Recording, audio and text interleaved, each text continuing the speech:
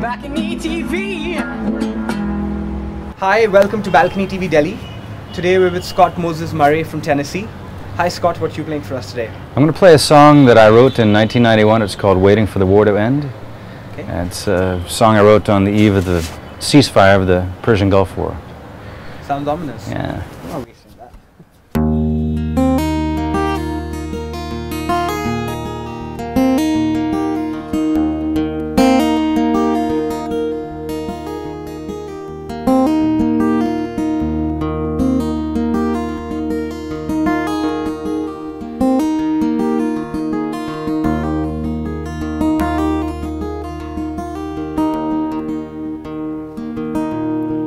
As we walked into the diner, an old man asked us with a smile. We were waiting for the train to come. I looked back out the doorway, turning I replied, "No sir, can't you see the railroad tracks are gone?"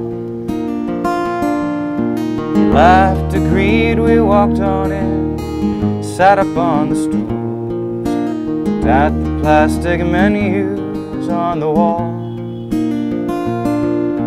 The war would end at midnight according to the rules, but the waitress didn't know or care at all. A drunk man playing poker on the video machine spilled his quarters to the time-scarred checkered floor. Johnny ordered breakfast, a policeman shuffled in, and we drank coffee as we waited for the war to end.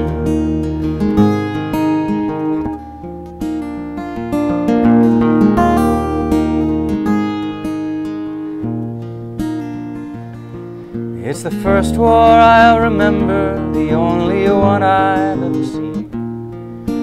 Only from 10,000 miles away. Still it hurt to see us happy that we killed the other men, but I knew the other side was just the same. And a big band sound from years before burst through the radio. Marilyn Monroe hung on the door, asked me if another man sat here years before, drinking coffee, waiting for another war to end.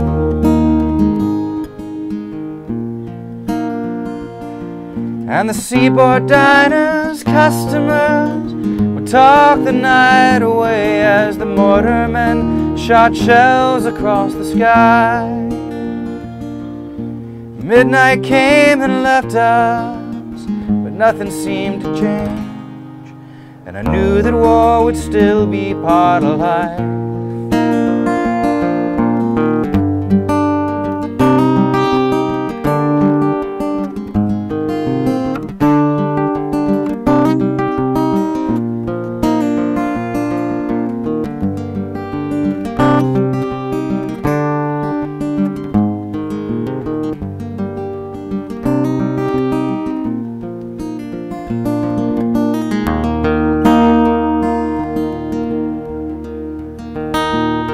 Is there a time of peace or comfort, or rest for those who strive against the powers that fight against the soul? Though a battle scars the hearts that struggle for a peace inside, it seems we do not have the means to meet the goal.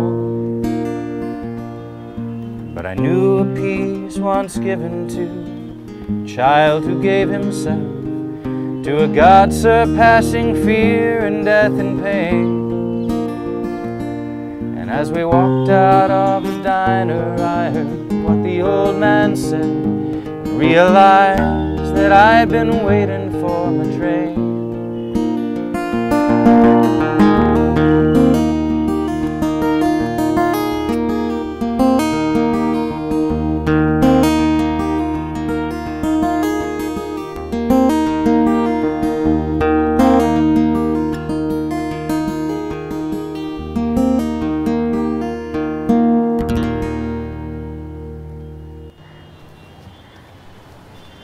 fabulous, Scott.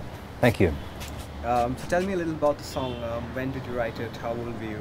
I was 19, and like I say, I was probably a freshman in college, and it was the evening of that this ceasefire was supposed to happen, you know, and it was in a place that used to be the depot for the train station, so the trains used to come by there, and then they moved the tracks across the streets, which is why the old man asked me if I was waiting for a train in the first place. He thought maybe I didn't know where I was supposed to be, this kid in this rundown cafe, you know, and it always had this constituency of, you know, a policeman, a drunk guy, a few students, and the waitress, and it's what we call a greasy spoon, everything fried there, you know, French fries, fried eggs, waitress was fried, everything. All right. And where are you born and brought up? Where are you from? Well, I was born in Clarksville, Tennessee, and on a farm up there. I lived in other places in Tennessee and the southeastern United States. South Carolina is where I went to high school and college.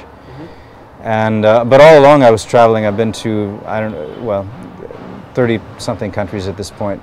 Lived in quite a few of them. And that was starting when I was about 13. So India is sort of the last chapter of the book so far. So what did you study? How did you get into music? Well, I started writing songs when I was 16, and it was because I really liked, I think it was Joshua Tree by U2. I think that was the record that inspired me to write songs. And, you know, just listen to so many musicians. I always loved music, so I wanted to create something that was that good, you know, for other people. And so you've been writing songs for almost 20 years now?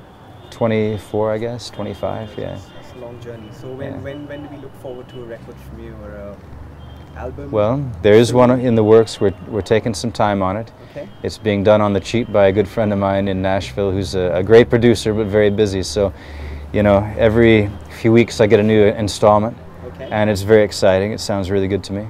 So when do we see it? I think that will be probably February, March. February, March. Yeah. It's not too far away. Yeah. And in the meantime, is there a Facebook page or a SoundCloud or somewhere where your music is? Yeah, if anybody goes online and looks up Scott Moses Murray, or even just Moses Murray, you'll find, you know, YouTube links and Facebook and SoundCloud and stuff like that. You've been doing the Delhi circuit quite a bit? Yeah. Well, you know, it's just begun to get busy during the last month or two. Okay. You know, I was here in the summer when it was too hot for anybody to do anything, and now all of a sudden the calls start coming in, and it's good. Good. Good. Great to have you on the show. Thank you very much. Yeah, good to be here. BalconyTV.